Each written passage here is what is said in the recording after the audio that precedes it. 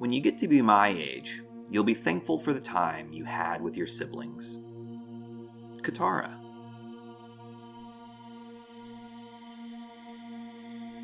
Bending, Not Breaking. The Gifts of Imperfection Edition. Episode 6, Guidepost 4. Cultivating Gratitude and Joy. Letting Go of Scarcity and Fear of the Dark.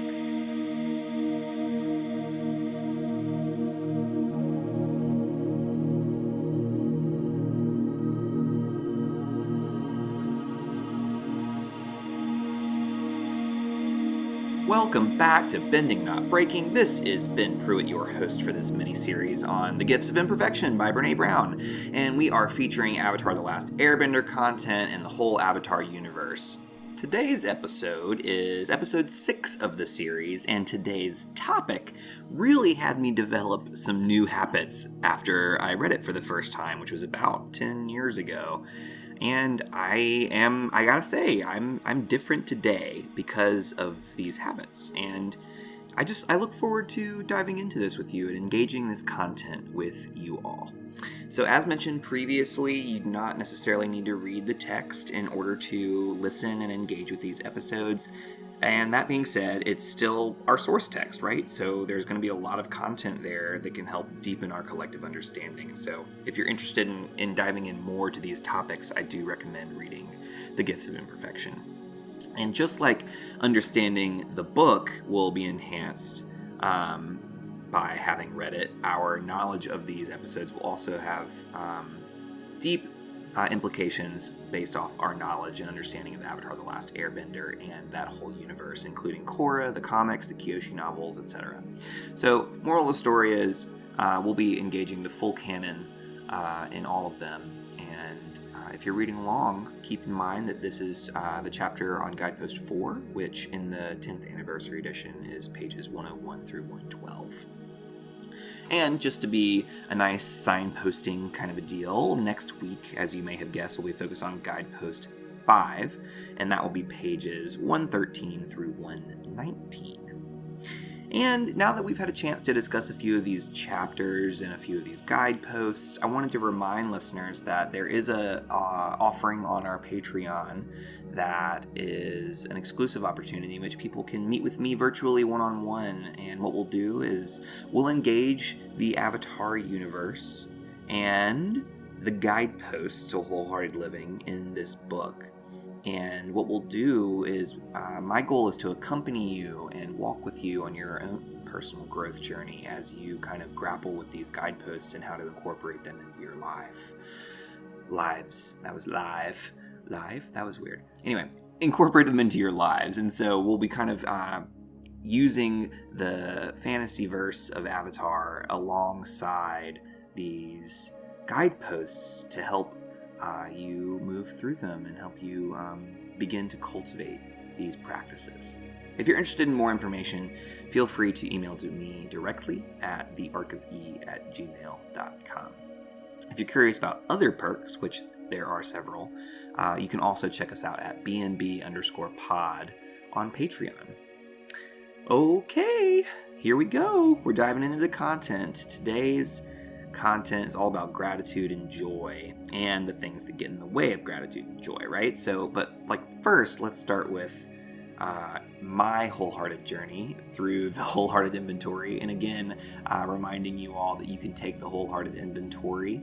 It's a free assessment on Brene Brown's website. So, my score on this is right around the halfway point, and I feel like this is a recurring trend so far, but some of them have been below half, but this one's right around half. And honestly, I feel like I do pretty well at gratitude, and I also feel like I do scarcity really well in a bad way. So scarcity, I think, is the thing that dropped me down on this scoring assessment, and so I think that's where I have the most to improve, and that's something I want to be mindful of as we dive into this content. And I'm curious about you all. What are the things that you feel like you can work on as you engage this content, so that as we go through these topics, we might be able to lean into those moments a little bit more so that we can cultivate some awareness around that. I think I've been saying cultivate a lot recently, and I think it's because of the work that we're doing on this podcast where we're talking about cultivating all these things, and I just used it in one of my papers for school, and it's a buzzword nowadays, cultivate. So anyway, that's just an aside. So today we're talking about joy and gratitude, right? So there are three things that Brene Brown kind of highlights very early on in terms of the relationship between joy and gratitude. First, joy stems from gratitude. It is inextricably connected to gratitude. And so that's kind of the first kind of tenet when you think about these two. You can't really separate one from the other. Over the course of the data that she collected over several years, and the data since then, so an additional 10 years of data since she's written the book, all of the data has supported this. And so, without exception, when people spoke of joy, they spoke of gratitude also, which is pretty remarkable. Two, the second thing, and this is why I held off from talking about it last episode, spiritual practice in which we are bound to a belief in human interconnectedness and power greater than us is what joy is, right? So joy is a spiritual practice bound to a belief in human interconnectedness and a power greater than us. And this kind of leans into Brene Brown's definition of spirituality, which comes from the previous chapter. And here it is. Spirituality is recognizing and celebrating that we are all inextricably connected to each other by a power that is greater than all of us, and that our connection to that power and to one another is grounded in love and compassion. Practicing spirituality brings a sense of perspective, meaning, and purpose to our lives. So, with this definition, it's important to recognize that when we say that joy is a spiritual practice, it is a practice that is spiritual because it is celebrating and it is reveling in the fact that we are inextricably connected to each other, and that connection is greater than we are. So, for some people, I think it's worth discussing what this idea and unpacking what spirituality is, because it's a major component of what makes resilience possible. It's a major component of joy and gratitude. And so I wanted to kind of lift up and expound a little bit on it. And Brene Brown actually wrote a blog post on this where people were asking questions, right? If, gratitude and joy, or in reference to her other book, if rising strong is a spiritual practice, does that mean that atheists can't rise strong or be wholehearted or practice these spiritual practices? And then the following question is, if we can, does that mean that you watered down the definition of spirituality to the point that it has no meaning? And this is her response. For some people, that power greater than us is God. For others, it's fishing. Some are reminded of our extricable connection by faith, others by expressions of shared humanity. Some find that religion is the best expression of inexplicable human connection that is guided by love and compassion. And then others believe that no entity has done more to corrode that connection than organized religion. Right? And so I think that it's important to recognize that spirituality does not mean that you're going to church every day, or that you're in synagogue, or that you're going to your mosque, or praying 7 times a day. What it means is you have found some sort of grounded connection to others in your life, and you believe that you are connected by something that is greater than you are to other people. And that might be science. It might be that you see the world as connected to you. It might be there are so many different ways it can happen. And so I just wanted to lift that up for you, and what connects you to other people, right? And often we will find that we are more spiritual than we realize if we haven't contemplated that before. But the reason I lift it up again is that joy and gratitude are spiritual practices. And that's something that throws people off, right? Because a lot of people will be like, no! And it's okay if you want to challenge that. Please do. Send us a voicemail. Tell us about it. But I think that the way it's framed is that in this text is that it is a spiritual practice. So, and I think that's why it's so important for resilience, which is why we kind of wanted to talk about it this episode instead of last episode. Because joy and gratitude, practicing gratitude and cultivating joy is a form of developing the resilience that we talked about last episode. And that's something we're going to talk on and touch on a little bit later. So I just wanted to give you a little sneak peek. So that's two things that she starts with, the relationship between joy and gratitude. 1 stems from joy stems from gratitude. 2, their spiritual practices. 3, clarifying that happiness and joy are not the same thing, right? The difference is happiness is the pleasure derived based upon circumstance, whereas joy is kind of defined as this spiritual way of engaging the world connected to gratitude.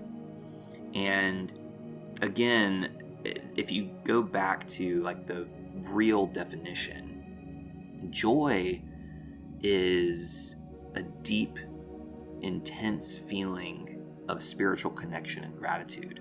And that's kind of how it's defined. And it's not necessarily something that we experience constantly. It's something that comes and it goes. But I think it's worth identifying that. And speaking of that, it's important to realize that, like, let's start with gratitude for a second. Gratitude must be a practice, not an attitude. Like, gratitude without practice for our faith folks is a lot like faith without works, right?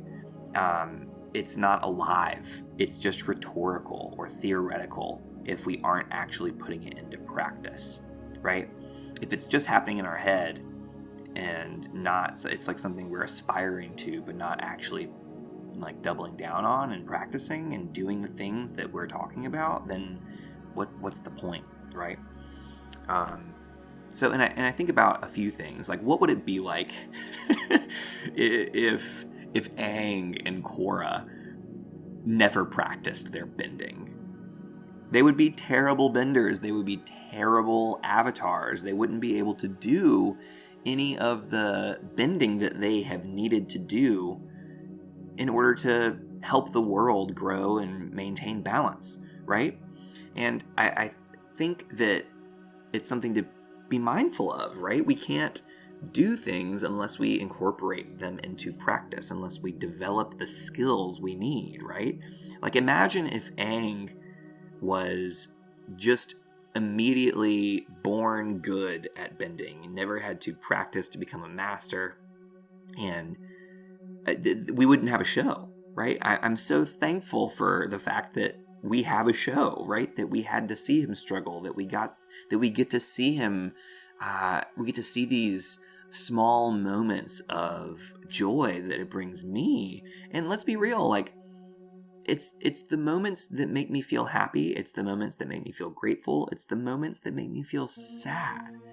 All of the moments that we see with Aang along his journey enrich my experience. All the moments we see of Kyoshi growing and struggling make those books good. They enrich our experience. And so I think that it's the same with gratitude. If we're like, oh, gratitude's cool, but we never do it, then we will never aspire to become who we could be, and it will not have any effect on our lives. So, gratitude, practice, very important. Joy, right? It comes and stems and is connected to gratitude. And I think that if we look at the Greek root of the word joy, which is kairo, it means like the culmination of being, and also like the good mood of the soul. And Brene Brown references a theologian in the text, and they surmise that joy is only found in God. And again, for those of us that are spiritual but not thinking of that inextricable connection grounded in a power that is greater than ourselves as God, then what is that power And perhaps then joy is only found in that power, right? That's kind of what I think this theologian is suggesting, which again presupposes that we all need to reckon with our spirituality in order to encounter joy. And again, I would love to hear opposing thoughts on this, or challenge, like things that may brush up against this or is adjacent to this around what you perceive joy to be. We'd love to hear from you. Remember, you can send us voice memos that are 2 minutes or less to thearkofe@gmail.com. So from here, Brene Brown kind of talks about twinkle lights as a metaphor. And she says that they're the perfect metaphor for joy, because joy isn't constant, right? It comes to us in these moments, and they're often ordinary moments. And sometimes we miss out on the bursts of joy because we're too busy chasing down the extraordinary. I'm just saying, that hit me real hard. And then other times we're so afraid of the dark that we don't let ourselves enjoy the light. And I think that kind of results in like two extremes. One, could you imagine if someone was just joyful all of the time? It would be like a floodlight, and it would be like so much light. I'd be like, too much. And then like it's the same thing when it's the opposite, like no light, right? Over a longer period of time would be really tough to endure, right? So no light is not enough. Floodlight is too much. Where's the balance? So like, could you imagine Cora as being just constantly joyful, right? Where every moment there's pure joy. Like I can't even do it. Like even Aang, who is, I would imagine like a very happy-go-lucky and, but it's not like joy-go-lucky, right? It's like happy person. But he struggles. Like there's a reason it's so good, is because we see him struggle too. Like, okay, let's dive even further. Like what about Toph, right?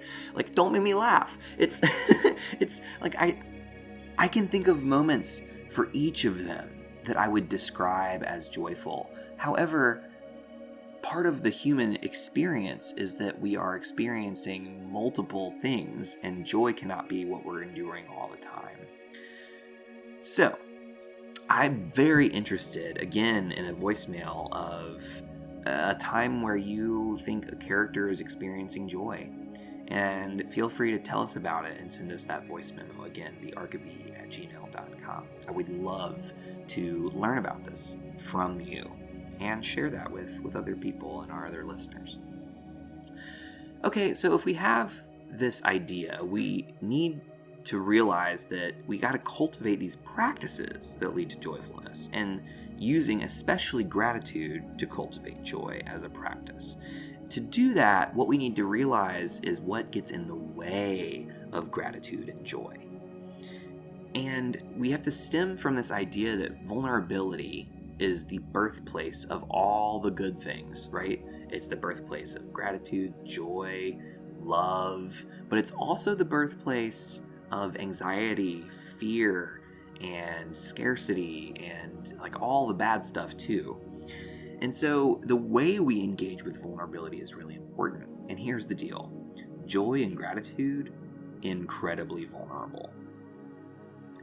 Since we are like an anxious bunch of people, and many of us have a fairly low tolerance for vulnerability, what happens is the anxiety of vulnerability often leads to this manifestation of fear and scarcity.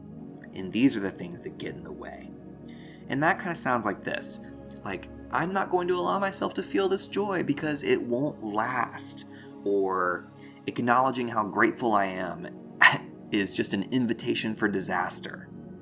Or I'd rather not be joyful than wait for the other shoe to drop. And I ask you, how many of us have loved someone deeply, and when we're with them or thinking about them, to only then imagine something terrible happening to them? Like, I imagine a parent standing over a child that they love dearly, and, they just fell asleep, and they're after reading a bedtime story, and the parent is just enraptured with how much they care about their child, and then all of a sudden they're like, what if this happened to them? And I think what happens in our brains is because joy is so vulnerable, it's so intense, we immediately try to cut our losses for when that joy is cut out from under us. And that's really a struggle that I think many of us go through. And here's an example of this. I'm going to tell you a story, invite you into my scene, and I want you to tell me what happens at the end. So here's some story time. Imagine this scene with the gang. So they are approaching a village in the distance, and Appa's in a good mood. Sokka and Momo are eating delicious fruit. Katara and Toph are laughing at a joke Aang just told. They're flying during a clear day with perfect weather, and then just as they land, what happens? Now, I imagine many of our listeners went everywhere from, the village got on fire, or the town leader, mayor, comes in and runs up to Aang and says, "We need your help," or the Fire Nation attacks, or so something happened where this moment of everything was just too good, right? And, some of us may not have thought that, but I imagine that many of us did go to a worst case scenarios kind of situation. And this kind of response is called foreboding joy, where, again, things are going too well, so we imagine the worst case scenario. And then, just to bring in another, story and fantasy series, there are things like Game of Thrones, where we are trained to assume the worst thing will happen, and then something worse than what we could have ever assumed happens instead, and it just only makes it worse. But more I think that's why it was such a good series, is that it surpassed our expectations of terrible. And when I say good series, I mean, yes, it captured our attention, but at the same time, I had physical responses from watching that show. It was really made an impact on my body. Anyway, that's an aside. I digress. Moral of the story, I think, is that it's not that the dark destroys the light. In fact, the darkness that we experience kind of defines it, because it allows us to know what we need to be grateful for, and what we can be grateful for, and what we can honor with our gratitude. Rather, it's our fear that casts our joy into the shadows. Right? It's our foreboding joy. It's the fears that emerge that cast our joy into the shadows. So when that happens, when that foreboding joy happens, it's important to, again, be aware that that's happening to us, because oftentimes when that does happen, we don't even know it's happening inside of our brains. We just jump to it. And so again, when we're experiencing that warm wash of joy, and that chill comes over us that is so terrifying, it's then saying, this is really vulnerable, it's really hard, and that's okay. And I'm really grateful that I get to spend this time with my child right now, or my loved one right now, or whatever it may be.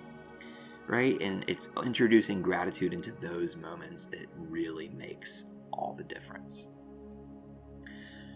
Oof. So we've talked about the dark. And now we need to talk about scarcity. And scarcity is essentially, these are the thoughts, the not enough thoughts that we have. And I wanted to kind of introduce this quote from Lynn Twist that Brene Brown uses. And if you're following along in the book, that's on page 109. So, this is the quote. "For me and for many of us, our first thought waking up is, I didn't get enough sleep. The next one is, I don't have enough time. Whether true or not, that thought of not enough occurs to us automatically before we even think to question or examine it. We spend most of the hours and days of our lives hearing, explaining, complaining, or worrying about what we don't have enough of. We don't have enough exercise. We don't have enough work. We don't have enough profits. We don't have enough power. We don't have enough wilderness. We don't have enough weekends. And of course, we don't have enough money, ever. We're not thin enough, smart enough, we're not pretty enough, fit enough, educated, or successful enough, or rich enough, ever. Before we even sit up in bed, Before our feet touch the floor, we are already inadequate, already behind, already losing, already lacking something. And by the time we go to bed at night, our minds race with a litany of what we didn't get or didn't get done that day. We go to sleep, burdened by those thoughts, and wake up to the reverie of lack. What begins as a simple expression of hurried life, or even the challenged life, grows into the great justification for an unfulfilled life. And I'm like, oof, like that is tough stuff right there, y'all. I'm just, man, that's me. And I definitely struggle with this. And it's this moment of, when we encounter that, what do we do with it? When we encounter that never enough statement, we need to become aware and that be like kind of a red flag so that we can start to question it, right? We can start to be like, but I am grateful for, right? And at first, like, I don't want to make it sound like gratitude is the answer to everything. And I don't want to say, well, just be grateful. Like, that's not how it works, right? But I do think we can cultivate gratitude as a practice. And over time, that will cultivate more joy in our lives for sure. And so this moment of scarcity that Lynn Twist kind of introduces to us reminds me of Aang during Nightmares and Daydreams.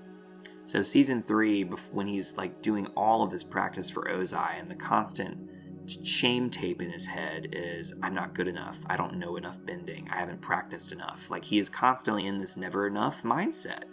And he literally starts to have like daydreams because he's not getting enough sleep because his nightmares are tormenting him, right? So just as kind of Lynn Twist described, Aang was grappling with this never enough in this whole episode. And that's why I think so many people dislike this episode. It is a manifestation of what we are so uncomfortable with, right? This is one of the regarded episodes of ones that's just not that great. And I'm just saying, this is a really tough episode because it's highlighting what happens when we let scarcity run our lives, right? Oof. And so again, if we are fearful that we will lose what we love most, then we are likely to develop scarcity as our mode of engaging the world.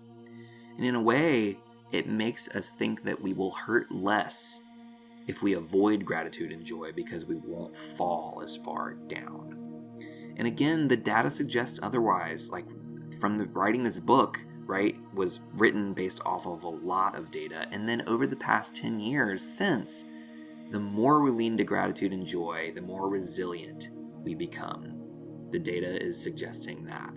And so it is gratitude and joy that sustain our resilience, not avoiding gratitude and joy. And again, if you're curious about the data when I say that, again, she references the data in her book, and she has a kind of explanation of the data in the back of it. And the theory that she uses is called grounded theory, if you want to do some research on that. And so kind of our last deal is, when we let go of scarcity, we can discover our enoughness. We can discover our sufficiency. And I think that is something that we're all aiming for. And I think one of the ways we do it is by cultivating gratitude and then joy. So that brings us kind of to the end of our episode. What I want to do is give you some music and then come back and we'll dive deep into some digging. Okay, we'll come back in a minute.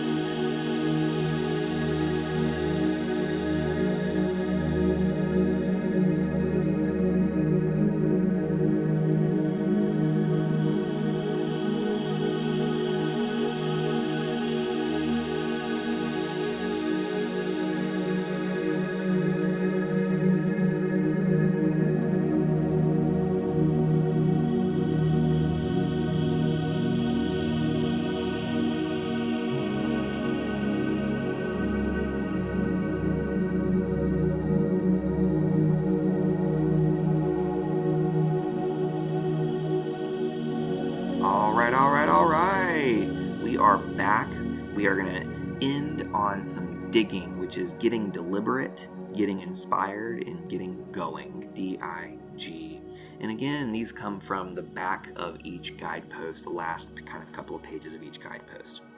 So Brene's D for getting deliberate, and deliberating, I think, it can go both ways, is she offers us a mantra. So when we are experiencing joy and then that foreboding joy comes over us, it's an offer to practice this phrase. She says, I am feeling vulnerable, it's okay, and I am so grateful for, and then fill in the blank with whatever you're grateful for. And again, that's I'm feeling vulnerable, it's okay, I am so grateful for, and then fill in the blank.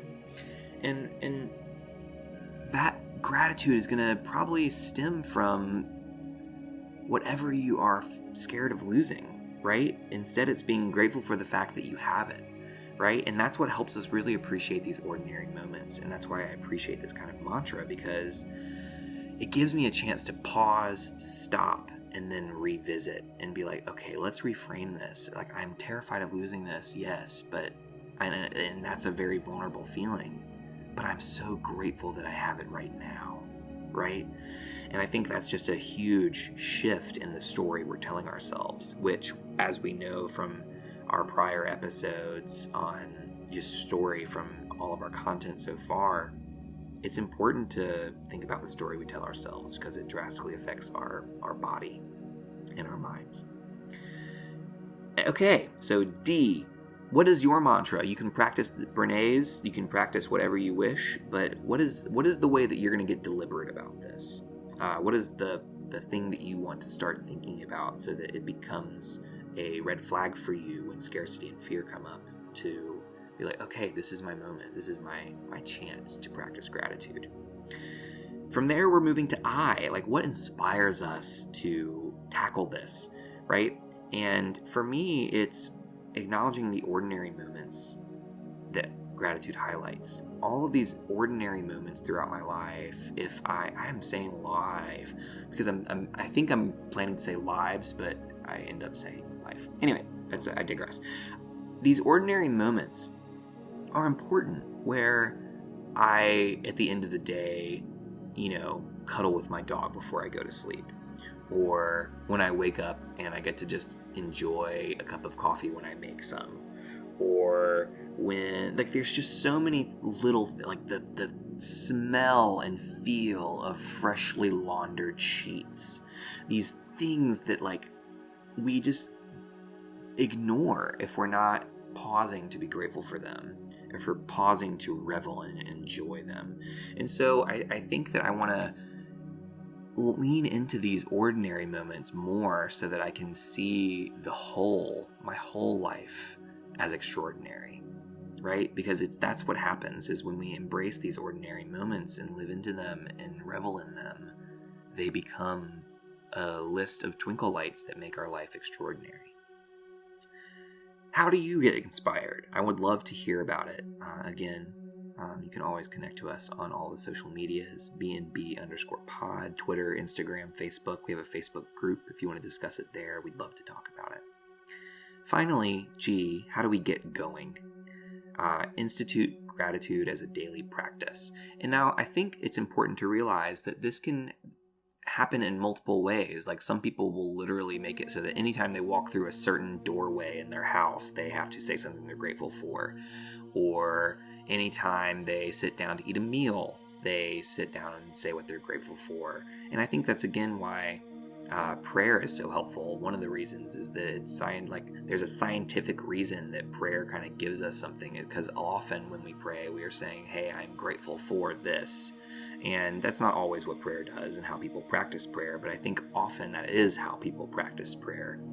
And so gratitude and prayer, kind of similar. But instituting gratitude as a daily practice.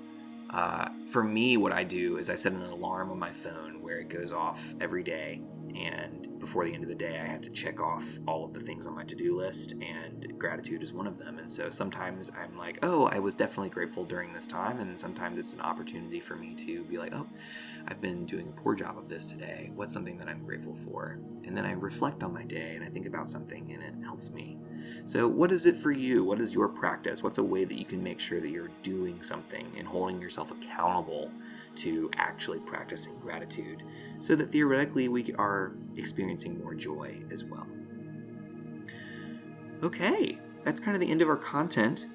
Next time, we will be diving into pages 113 through 119 of the 10th anniversary edition, which again, for anybody who's reading, is Guidepost 5 in the Gifts of Imperfection. And we'll see where that takes us into the world of Avatar.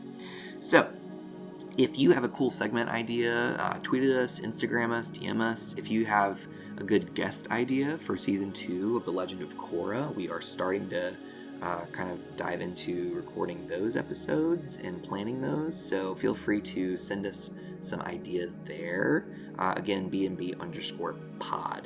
And then, again, just a reminder that we have a Facebook group where we discuss the episodes, talk about the world of Avatar, and all kinds of stuff. So feel free to join us there as well.